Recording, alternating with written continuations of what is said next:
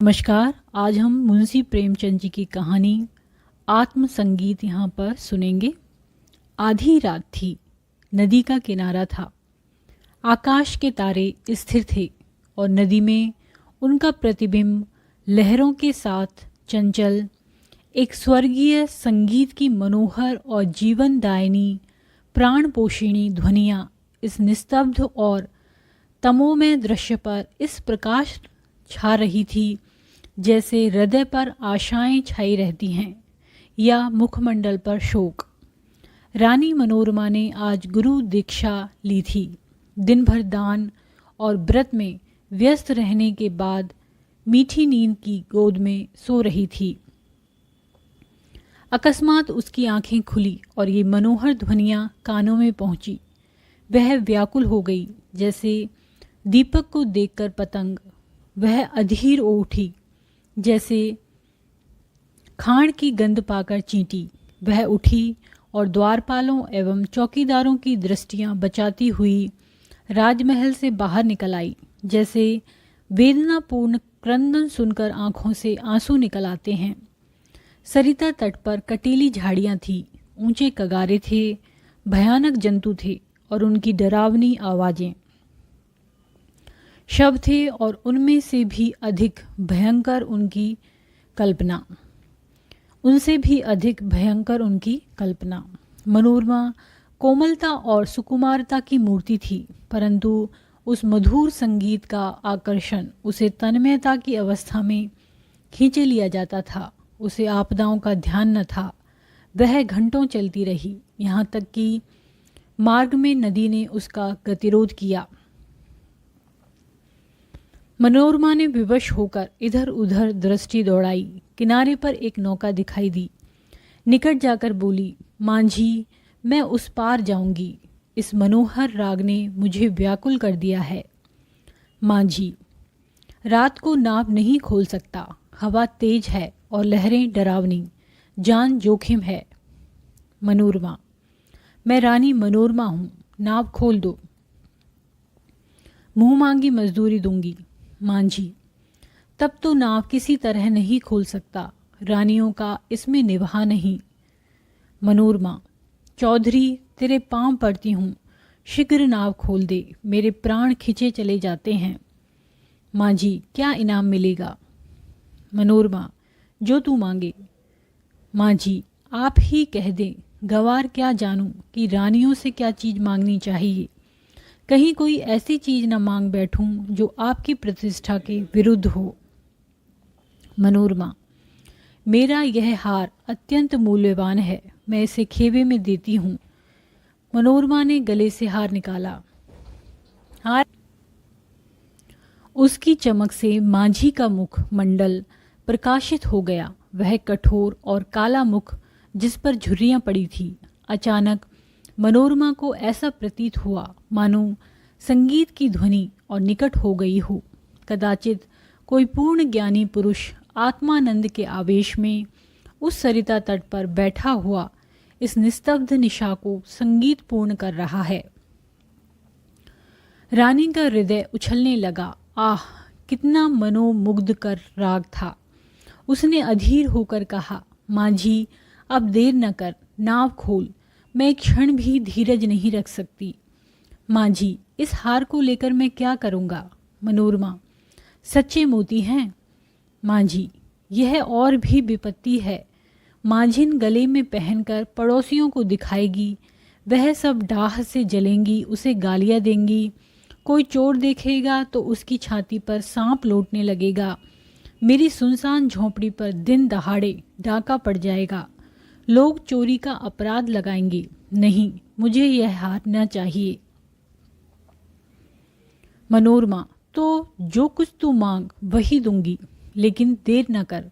मुझे अब धैर्य नहीं है, प्रतीक्षा करने की तनिक भी शक्ति नहीं है। इन राग की एक एक तान मेरी आत्मा को तड़पा देती है। मांझी, इससे भी अच्छी कोई चीज़ दीजिए। मनोरमा, अरे निर्दयी, तू मुझे बातों में लगाए रखना चाहता है। मैं जो देती है वह लेता नहीं, स्वयं कुछ मांगता नहीं। तुझे क्या मालूम मेरे हृदय की इस समय क्या दशा हो रही है। मैं इस आत्मिक पदार्थ पर अपना सर्वस्व न्यौछावर कर सकती हूँ। मांझी, और क्या दीजिएगा। मनोरमा, मेरे पास इससे बहुमूल्य और कोई वस्तु नहीं है, लेकिन तू अभी नाव खोल दे तो प्रतिज्ञा करती हूँ कि तुझे अपना महल दे दूंगी, जिसे देखने के लिए कदाचित तू भी कभी गया हो। विशुद्ध श्वेत पत्थर से बना है, भारत में इसकी तुलना नहीं। मांझी हंसकर, उस महल में रहकर मुझे क्या आनंद मिलेगा, उल्टे मेरे भाई बंधु शत्रु हो जाएंगे।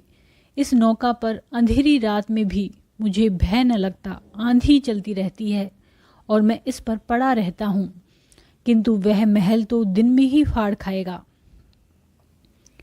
मेरे घर के आदमी तो उसके एक कोने में समा जाएंगे, और आदमी कहाँ से लाऊंगा। मेरे नौकर चाकर कहाँ, इतना माल असबाब कहाँ, उसकी सफाई और मरम्मत कहाँ से कराऊंगा।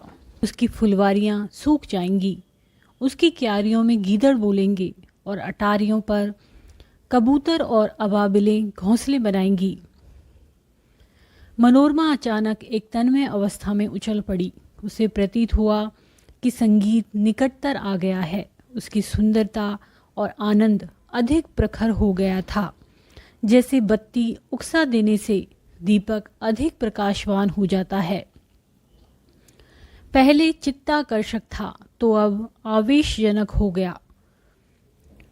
मनोरमा ने व्याकुल होकर कहा, आह, तू फिर अपने मुंह से क्यों कुछ नहीं मांगता। आह, कितना विरागजनक राग है, कितना विह्वल करने वाला। मैं अब तनिक धीरज नहीं धर सकती। पानी उतार में जाने के लिए जितना व्याकुल होता है, श्वास हवा के लिए जितनी विकल होती है, गंध उड़ जाने के लिए जितनी व्याकुल होती है, मैं उस स्वर्गीय संगीत के लिए उतनी व्याकुल हूँ। उस संगीत में कोयल की सी मस्ती है, पपीहे की सी वेदना है, श्यामा की सी विहलता है। इससे झरनों का सा जोर है, आंधी का सा बल, इसमें वह सब कुछ है। इससे विवेकाग्नि प्रज्वलित होती, जिससे आत्मा समाहित होती है और अंतःकरण पवित्र होता है।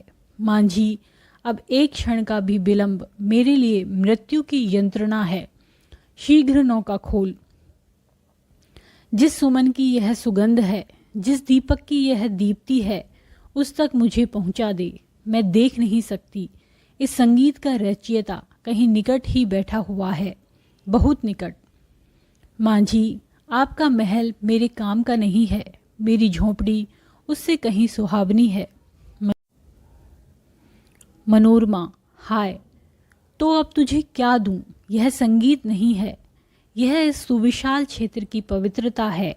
यह समस्त सुमन समूह का सौरभ है, समस्त मधुरताओं की माधुरी है, समस्त अवस्थाओं का सार है।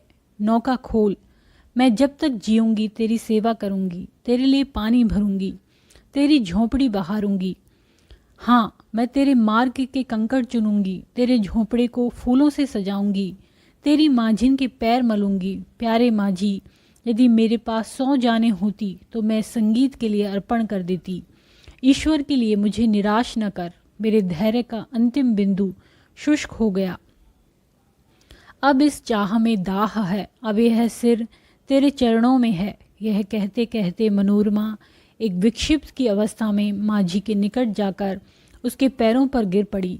उसे ऐसा प्रतीत हुआ मानो वह संगीत आत्मा पर किसी प्रज्वलित प्रदीप की तरह ज्योति बरसाता हुआ मेरी ओर आ रहा है। उसे रोमांच हो आया, वह मस्त होकर झूमने लगी। ऐसा ज्ञात हुआ कि मैं हवा में उड़ी जाती हूँ। उसे अपने पार्श्व देश में तारे झिलमिलाते हुए दिखाई देते थे। उस पर एक आम विस्मृत का भावावेश छा गया और अब वही मस्ताना संगीत, वही मनोहर राग उसके मुंह से निकलने लगा। वही अमृत की बूंदें उसके अधरों से टपकने लगी। वह स्वयं इस संगीत की स्रोत थी। नदी के पास से आने वाली ध्वनियाँ, प्राण पोषणी ध्वनियाँ उसी के मुंह से निकल रही थी। मनोरमा का मुखमंडल चंद्रमा की तरह प्रकाशमान हो गया था और आंखों से प्रेम की किरणें निकल रही थी। धन्यवाद। यदि ये कहानी आपको पसंद आती है तो इसको लाइक करें, चैनल को सब्सक्राइब करें, कमेंट करें और शेयर करें। धन्यवाद।